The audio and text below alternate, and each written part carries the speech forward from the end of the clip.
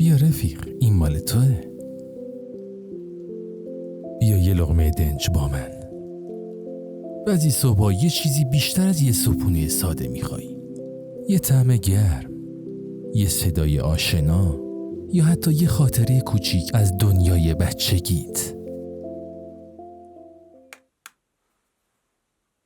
امروز قراره همشو با هم داشته باشیم. با شکستن هر تخم مرغ انگار یه طلسم شکسته میشه. ادویه که نباشه یعنی صبحونمون هیچ عطر و طعمی نداره.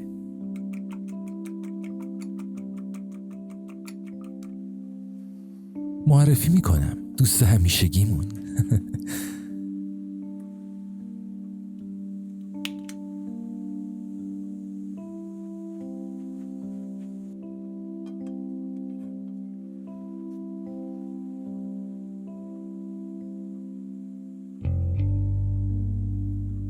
بعضی غذاها فقط خوشمزن، اما بعضیاشون یه جور نوازشن واسه دل و روحمون.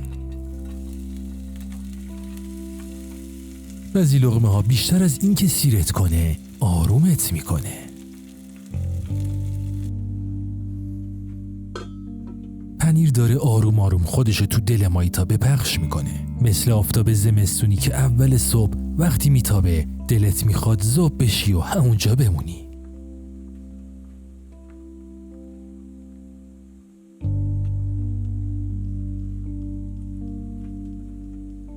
حالا وقت هویجه که از قبل کمی تفت دادیم.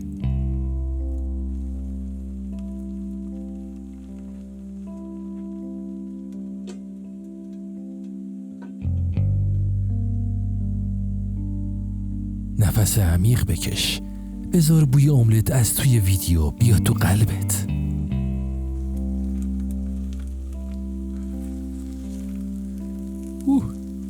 نزدیک بودا.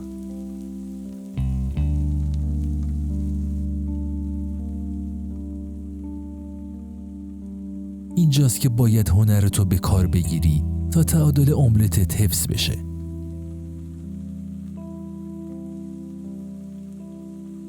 حالا بخش جذاب ماجرا یعنی اسفناج. آره درست شنیدی، همونی که یه ملوان قوی بهش وابسته بود، همون ملوان زبل خودمون.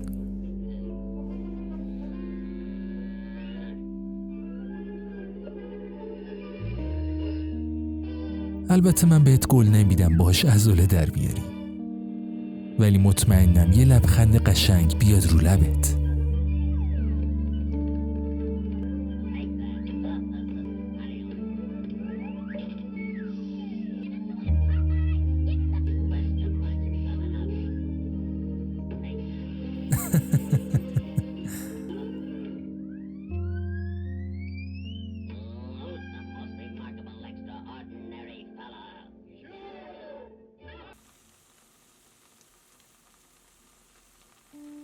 پنیر چدار فقط کافیه شروع کنه به ذوب شدن. صداشو گوش کن. آره همینه، این صدای خوشبختیه، این صدای خوشمزدگیه.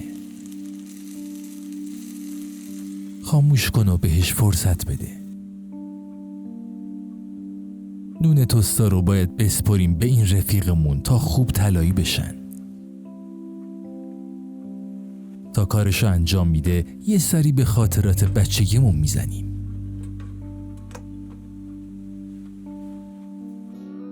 بازی مورد علاقه دوران کودکیم، همون که 1000 بار تمومش کردم ولی بازم دوستش دارم.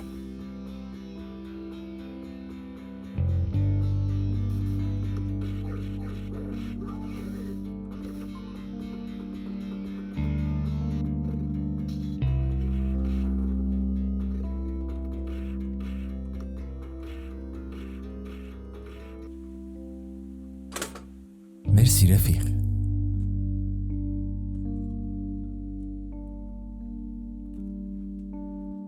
املت حسابی جا افتاده، پنیر تو دلش حسابی کش میاد. نونا هم که طلایی شدن و دیگه چی از این بهتر. یه لقمه دنج مهمون من شو.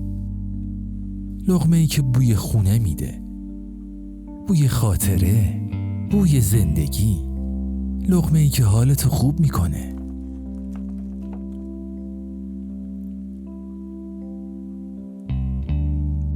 نوش جان.